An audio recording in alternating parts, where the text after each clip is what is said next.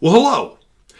When I reveal what's under camera B, you're going to think that the squirrel has gone to a very dark place in his life. But fear not.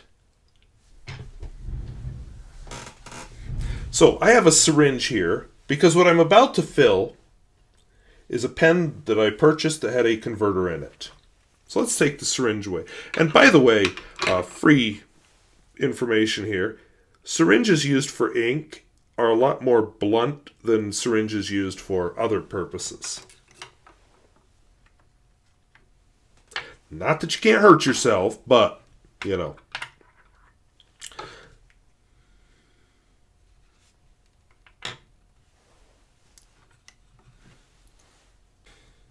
So I would like to talk to you today about the Geha 326.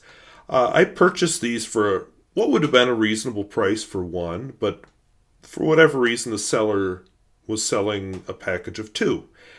And I thought, well, maybe one's a ballpoint or a pencil or something. But no, they're both fountain pens. So I'm going to be passing one of them on to another reviewer who might be interested. We'll see.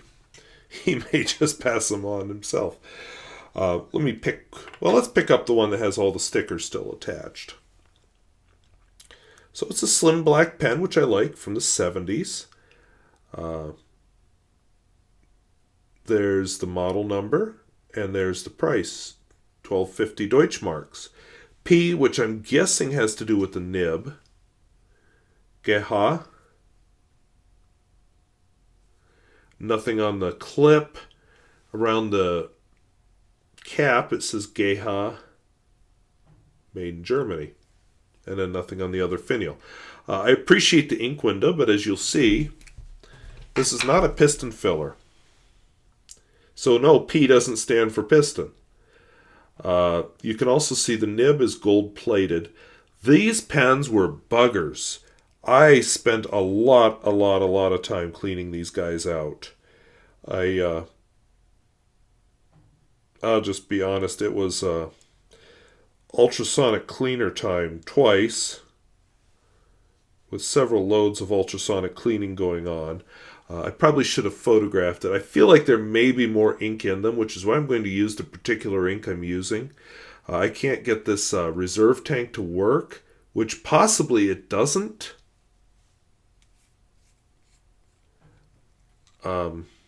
Unscrew it.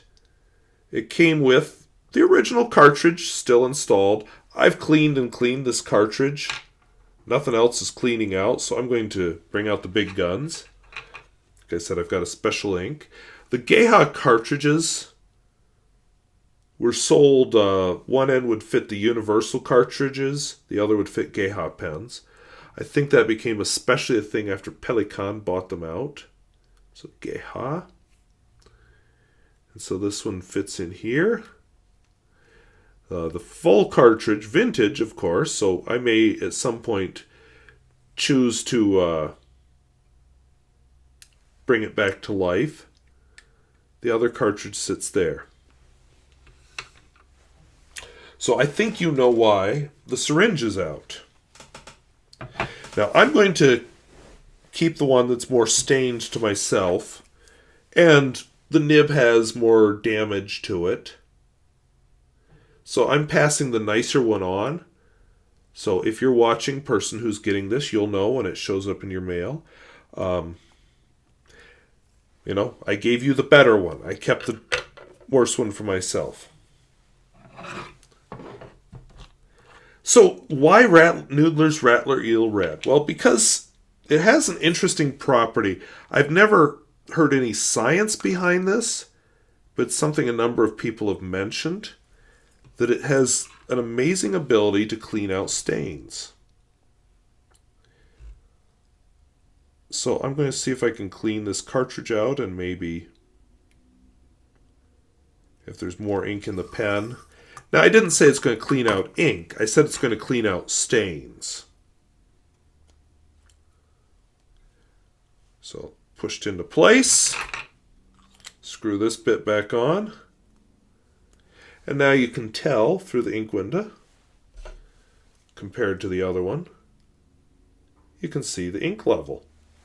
So I think that's a nice touch. A lot of times with cartridge converter pens. In fact, I had this very discussion in my comments in a recent video that you can't tell the ink level in a lot of cartridge converter pens without taking the pen apart. Well, this one, you can. So kudos, Geha.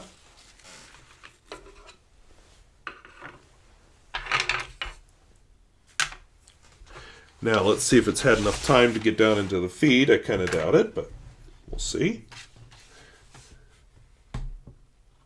Nope, it hasn't. So there's a couple things you can do. Some people suggest squeezing the cartridge. Some people just suggest gently holding it upright. Some people suggest shaking it like they used to do with thermometers, which wasn't a good idea because that was a way to launch them. Some people will sit there with the nib with it. I'm not a fan of any of those. My usual method is to flick the side of the pen a little. When I get really desperate, I will stop filming and come back. Another thing that sometimes works is to wipe here.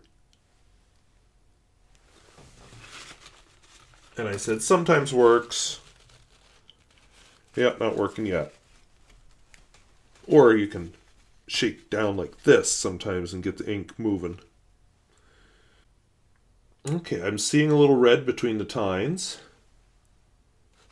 Oh, you really can't, but it's there. And of course, this footage has been edited a bit for time. And I wasn't keeping track of the time. But see now when I do this, it's pulling the ink out. So we're pretty close.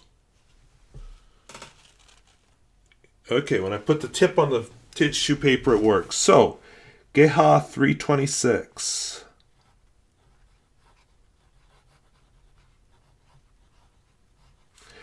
Lacking more information, I'm just going to write a P in parentheses because I don't know what that stands for. And I may be totally stupid. It may have a meaning unrelated to the nib size. The ink in this pen is a Noodler's Rattler Eel Red.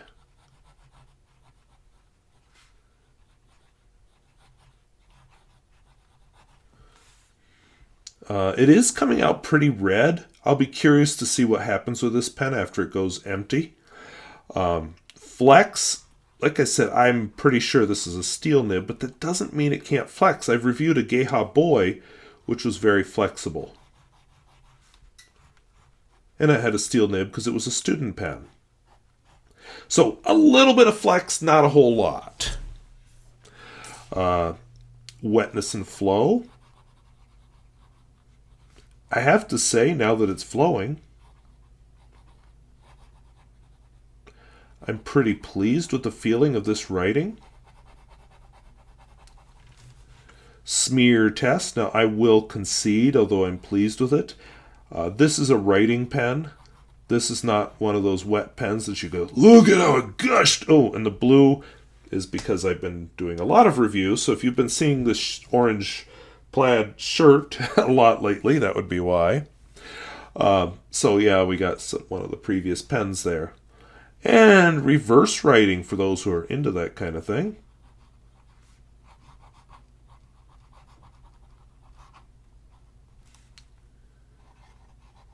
You know, it feels just as good in reverse, which is an extra fine, as it does this way.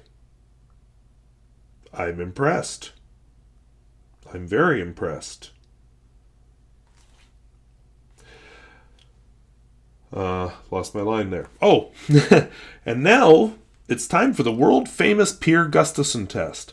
Now, it may be too soon to try this test because it hasn't had time to fully saturate the feed, but you know what? The unfairness is part of the fun of a first impression.